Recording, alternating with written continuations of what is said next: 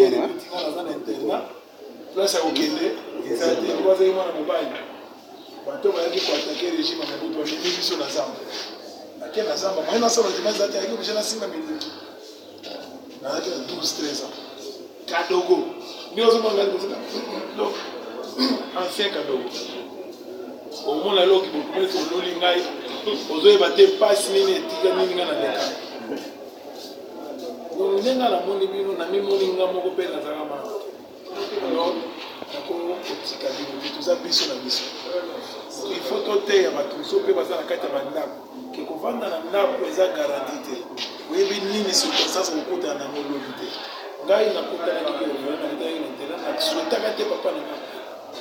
kufaka natikali mwana etike na interna basango bazwinga na nsima ya bale na nsima ya kotanga na nsima minduki lelo ngai nakomi bokomese lelo ngai aza instituteur ya papa lelo ngai mpe nakomi papa naza na mwasi naza na bana sikoyo na bino natika biloko na moi relation na moi pouvoir nga aza nango en tant que ancien orphelin nde ntina nga na kokende nabombi te natangi mpe kombo na branima na kodefendre cause na bino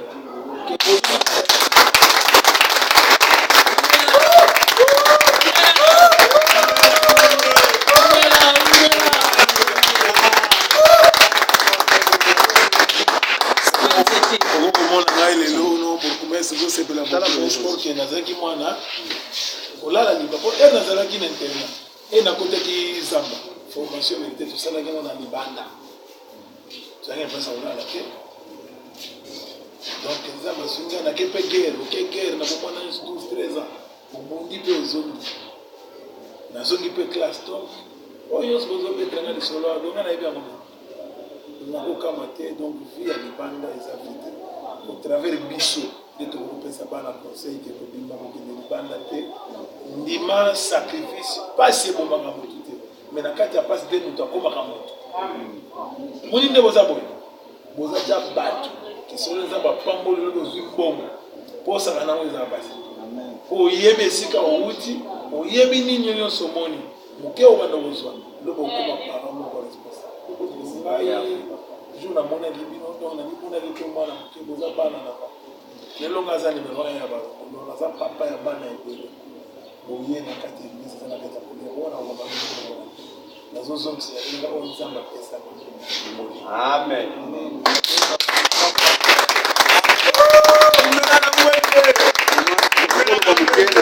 mokonzi alobi Molière télévision bakolanda mokolo lelo nangaka napesa papa merci mingi napesi merci mingi ndenge alingi asunga biso makambo na ye nyonso to akosala eke liboso dose nini bopesi ye mpana kosunga bino epesi ye toza epesi ye sensibilisation na biso nyonso mingi aloba eza te topesi ye ka merci mingi ndenge asunga biso epuis ye moko amoni situation ya vie na biso bourgmestre na biso akomi déjà papa na biso te eza mpo na nga te parce que omoni lelo peut-être bozoyeba te na opération oyo balanse ya Kinshasa Bopeto kochange mentalité mpe ya bana eza kaka na cadre ya Kinshasa Bopeto donc onga nazosala yango na vision ya gouverneur parce que ye asengi ke to changer mentalité Kinshasa Bopeto batokanisi eza kaka kokomba balabala kolongola salite te oyo même tozosala parce que bino bozalaki naloba ngo na terme clair ya Kisasa boza bashege boboyi kishege boyekoli musique osali groupe na bino donc boye lelo kosunga biso mpona koteya bana nyonso baza na balabala po bazosala kikuluna po bazokontinue koyiba ke na balabala vie eza te okokoyekola mosala tala neti bino lelo bozosala bozoyimba bafanfare bato baluaka bamatanga awa bato baza na bamanifestation sikoyo lokola nazwi adresse na bino nazwi numero na bino chaque fois so manifestation ezali na banda kopesa bino bamarché poke bozanga mbongo te nde ntina nga na bino kokende sikoyo na bralima na bamanifestation baconcert ebele bralima organisaka azwa bino lokola orchestre oyo banda koutilize mpona kolakisa ke ntina te ekomaka mpe na nini ntina.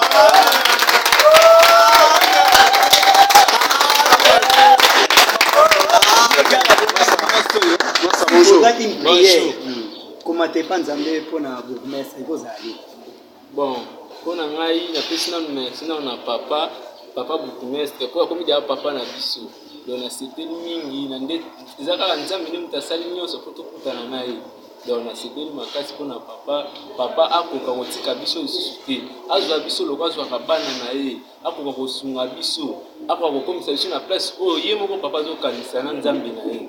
Mwana na ngena loba mingi okosengela ye nini epa nzambe? Bon epa nzambe pena osengela ye mpona nga mpe naza eloko te mpa nzambe me loka na grâce ya nzambe asuni ngai na kosengela epa papa akoma kaka bambula na bambula, akoma kaka bambula na bango akoka mpe kosunga bato mosusu oyo mpe bazali kozanga. Merci beaucoup.